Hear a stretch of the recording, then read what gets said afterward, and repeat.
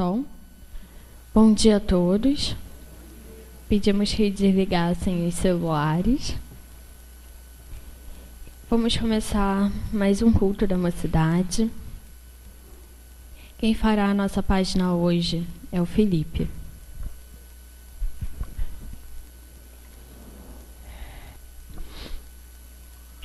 Bom dia. Não vos envergonheis de servir.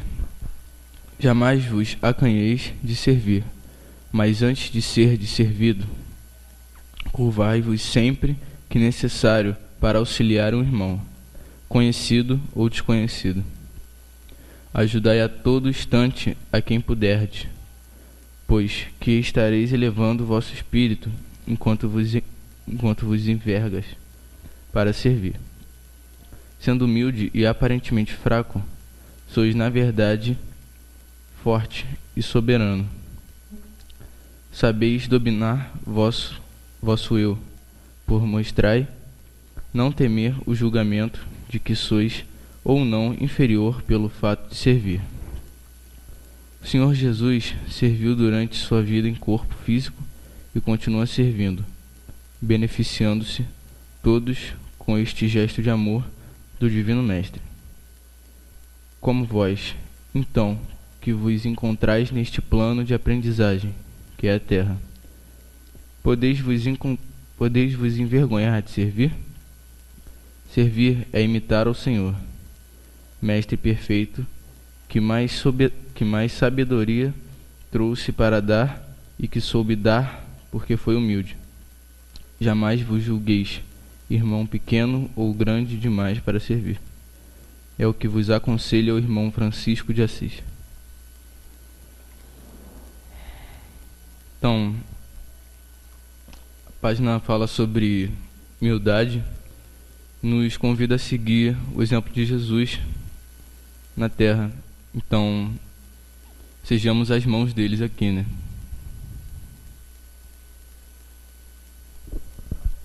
Vamos elevar o nosso pensamento, começarmos a nossa prece. Senhor Jesus, te agradecemos por mais uma oportunidade de vida, por mais uma oportunidade de acertar e evoluir. Te agradecemos, Senhor, pelo mundo lá fora, e que possamos, Senhor, ajudá-los a quem precisa. Pedimos que um culto de hoje possamos aprender e passar para o próximo todo o nosso conhecimento. Assim seja. Hoje o culto é da Érica e eu vou passar para ela. Bom dia a todos. Bom, hoje vamos fazer um estudo sobre o livro de Humberto de Campos Boanova. Esse livro é um dos que mais explica como foi a passagem de Jesus aqui no plano físico. E também é o que mais explica, segundo os autores espíritas, sobre a simplicidade de Jesus e os seus ensinamentos.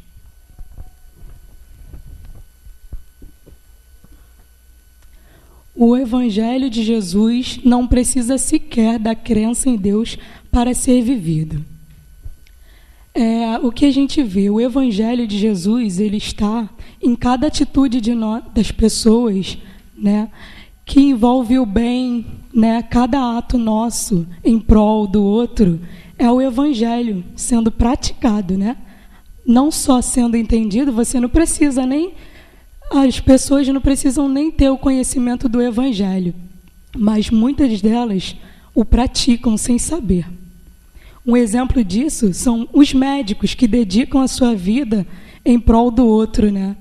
Geralmente, a gente costuma ver muitos médicos que a gente fala, esse médico aí, ele está sendo médico só pelo dinheiro. Eu acho meio difícil, né? Eu acho meio difícil a gente seguir essa carreira, essa profissão só pelo dinheiro, porque é uma profissão que você tem que se dedicar, não tem jeito. Ele pode, talvez, não ter um jeito, né, de lidar com as pessoas, mas ele, com certeza, no fundo, quando a gente vai escolher uma profissão, nós sabemos que vamos lidar com as pessoas, tudo isso. Então, quando o médico escolhe ser médico, ele está doando a sua vida em prol do outro, né? E muitos deles não acreditam em Deus, não conhecem o Evangelho e o praticam, seguindo, né, dando os ensinamentos, tentando buscar a cura das doenças, né? Os cientistas também, que não acreditam, muitos deles são ateus, não acreditam em Deus, mas o praticam. Por quê? Porque eles tentam buscar as respostas das coisas que a gente ainda não tem e eles compartilham esse conhecimento. Então, ele está fazendo uma caridade, ele está praticando o Evangelho de Jesus. E, como eu disse, não é a crença que conta, mas o bem que se faz. Não adianta a gente ter todo o conhecimento e não compartilhar. Não adianta a gente ter o conhecimento do Evangelho e não o praticar, né? O que nos torna, quando a gente conhece o Evangelho, nós estamos tendo muito mais responsabilidade de fazer o bem, porque conhecemos, do que aquela pessoa que não conhece e o pratica. Eis uma coisa que toda a nossa sociedade de hoje precisa recuperar: agir com proveito. No caso aqui, o proveito é agir com responsabilidade e com sabedoria. Está na moda concordarmos com todas as distorções sociais que querem nos impingir. Isto vale tanto para os espíritas como para todas as pessoas de bom senso. Estão confundindo liberdade com anarquia, respeito com concordância. Ou seja, um exemplo de anarquia são as manifestações. É errado fazer manifestações? Vocês acham? Não, não é errado fazer manifestações. O que é errado é você agir com violência. Nós devemos sim correr atrás dos nossos direitos, lutar pelos nossos direitos. Mas, da mesma forma que nós devemos ser respeitados, aqueles que fazem a justiça, né, também devem ser respeitados. Então, nós não podemos agir com anarquia, né? Fazer violência, agir de má fé com o outro. Devemos correr atrás dos nossos direitos, mas com a boa vontade, com o agir com proveito. Jesus não disse: seja sua palavra sim, sim, não, não. A verdade é a verdade, e não podemos fugir dela. É incoerência querer obrigar alguém a concordar com aquilo que discorda. Isto é um preconceito reverso que nos desrespeita e muito, principalmente quando estamos com a verdade. O que nunca podemos é desrespeitar alguém porque não concordamos com suas ideias. Mas o mesmo direito que o outro tem em ser respeitado, todos têm. Portanto, ninguém tem o direito de impor suas atitudes. Um exemplo do que eu falei. Agir com má fé, agir com violência, a gente está desrespeitando o outro, né? A gente deve seguir, deve correr atrás dos nossos direitos, mas com respeito. Até porque a violência não nos leva a nada. Só faz as coisas ficarem pior. Quantas pessoas foram para manifestações e foram presas porque agiram, né, com violência. E muitas pessoas que vão também com bom pensamento, né? Vou só porque eu quero ter o direito. Nós devemos ter nossos direitos. E acaba tendo aquela violência toda e uma pessoa que não vá com aquele pensamento acaba, né, pelas energias ficando na mesma vibração que os outros e acaba, às vezes, levando culpa do que ele nem fez, né, realmente.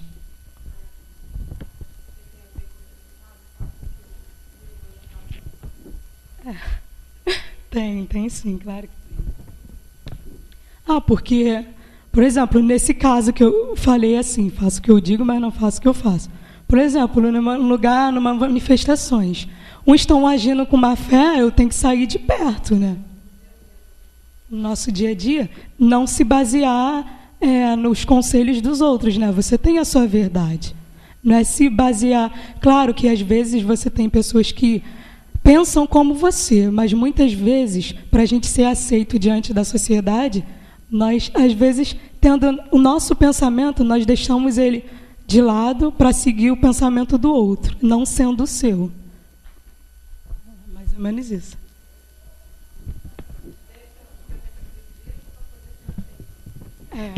das vezes. Tudo o que acontece de importante em todo o nosso processo evolutivo fica devidamente arquivado para a nossa pesquisa. Ou seja, todas as nossas outras vidas, todos os nossos outros conhecimentos ficam arquivados no arquivo no plano espiritual. Ficam sob posse daqueles amigos nossos mais esclarecidos, e quando necessitamos averiguar o nosso arquivo, nós pedimos permissão a esses que também pedem permissão para outros, né, que estão responsáveis, e aí eles vêm, observam para ver se temos realmente necessidade, temos autoridade de ver, né, nossas outras atitudes. Muitas das vezes não temos, né, a autoridade para mexer nos nossos passados, porque reativamos velhos pensamentos. E às vezes é preciso que a gente mexa, pega um arquivo antigo para que a gente possa melhorar. Mas é difícil isso acontecer. Não, claro que não. Quando a gente desencarna, a gente tem um processo, a gente vai lembrando aos poucos, e mesmo assim não tem toda a lembrança de tudo. Só aquilo que vai ser para o nosso favor, a gente vai precisar melhorar.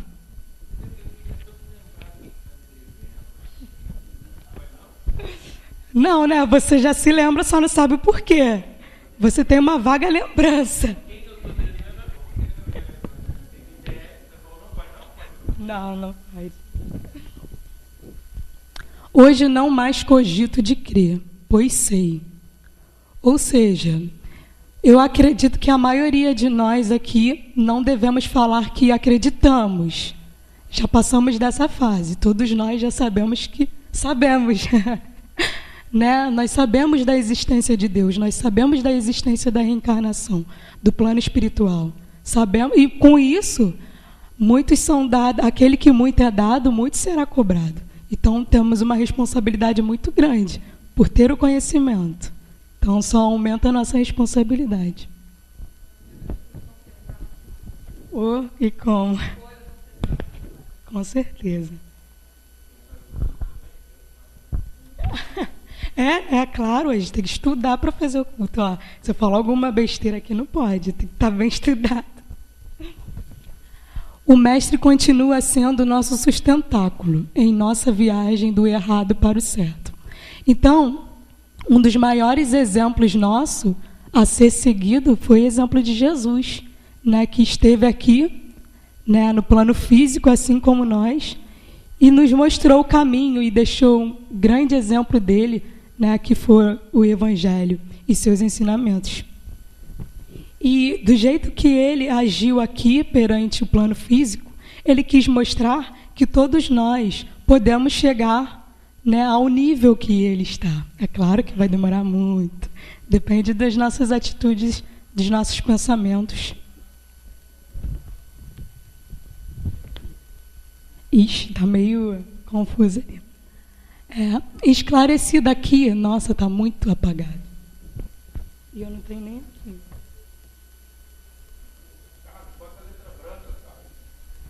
Carlos, você pode mudar a cor para mim, por favor? Ou então só selecionar e fica azul, acho que dá para ler já.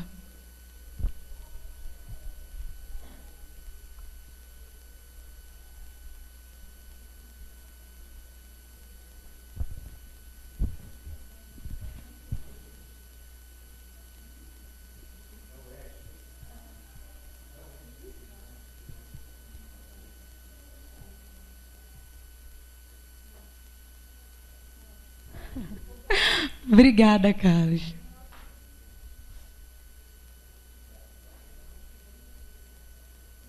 Esclarecido aqui tem o sentido de culto.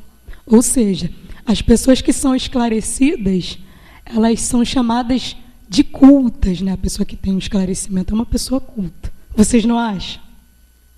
A maioria, né?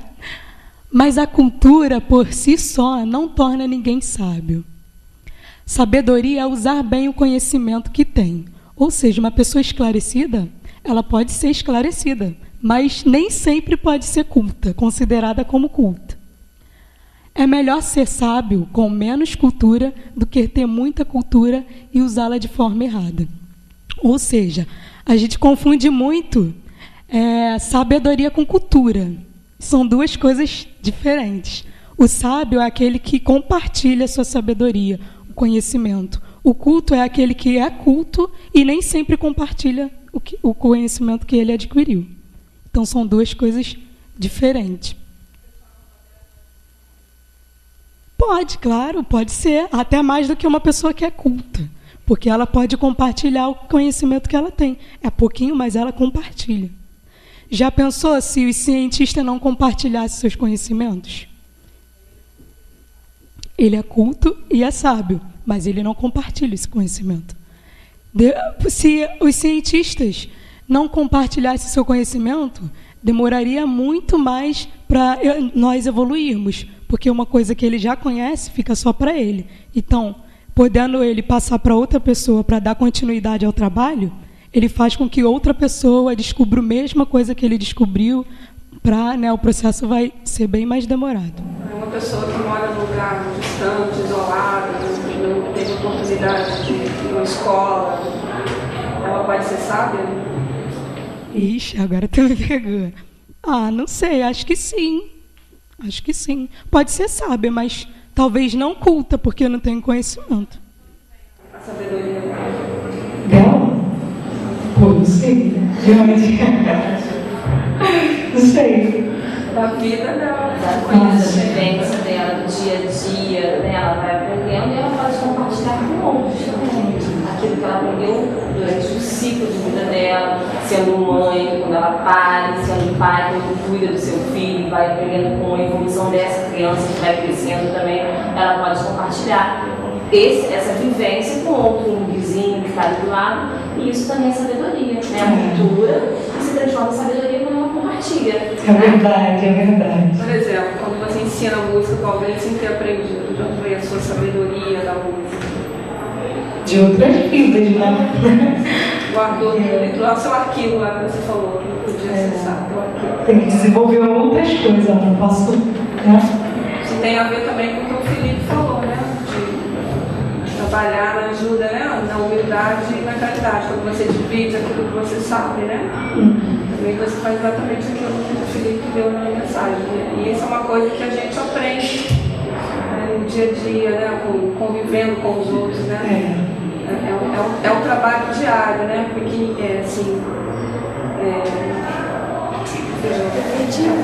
trabalho diário é feito assim, constantemente, né? Fala, Juninho. Isso é gradativo? Isso, obrigada. Verdade.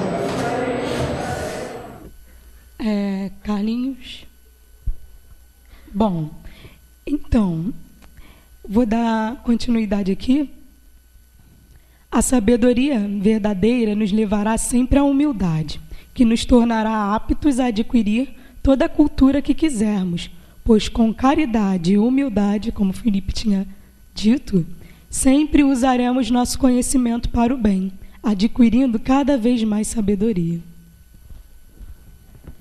Tem uma passagem no Evangelho, como a gente fechou aqui, ser sábio é uma atitude de caridade, né? Quando você compartilha o teu conhecimento com o outro. Então, aqui no Evangelho, no capítulo 5, no qual fala sobre a caridade, seguindo a necessidade da caridade, seguindo São Paulo. A caridade é paciente, eterna e beneficente. A caridade não é invejosa, não é temerária nem precipitada. Não se enche de orgulho, não é desdenhosa. Não procura seus próprios interesses, não se vangloria, nem se irrita com nada. Não faz mais suposições, não se alegra com a injustiça, mas sim com a verdade. Ela tudo suporta, tudo crê, tudo espera e tudo sofre. Agora, estas três virtudes, a fé, a esperança e a caridade permanecem, mas entre elas, a principal é a... Dentre essas três, alguém quer chutar?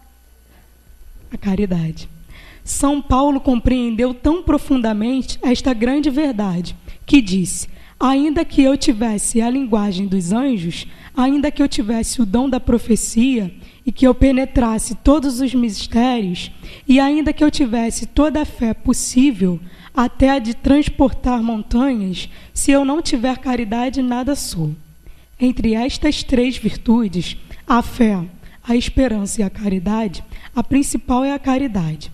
Dessa forma, ele coloca, sem equívoco, a caridade acima da própria fé, porque a caridade está ao alcance de todas as pessoas, do ignorante e do sábio, do rico e do pobre, e porque é independente de toda crença particular. Bonito, né? A caridade ela está ao alcance de todos. A fé está? O que vocês acham? Como ele disse ali, ó, caridade está ao alcance de todos. A fé não está? Sim, a fé está. Mas para você ter fé, você tem que se basear em alguma coisa. Eu tenho fé em Deus. A caridade não é bem assim. Você pode não ter fé, você pode não ter esperança e fazer a caridade. Ela está, então, em alcance de todas as pessoas.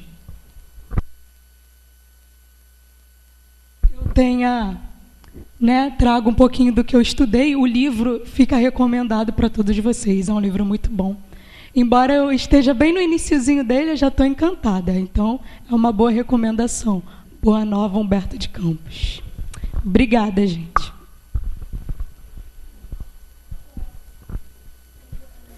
Bem,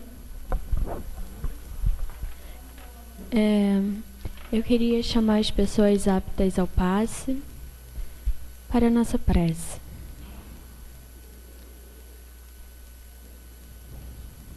Senhor, te agradecemos pelo conhecimento de hoje e que possamos, Senhor, pôr em prática a fé, a caridade e o nosso conhecimento, para que possamos, Senhor, ajudar quem mais precisa.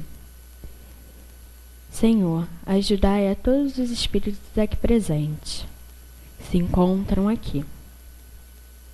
Senhor, te pedimos para que ajude as pessoas enfermas, aquelas pessoas desamparadas. Te agradecemos, Senhor, pela natureza lá fora e por mais um dia de vida. Assim seja.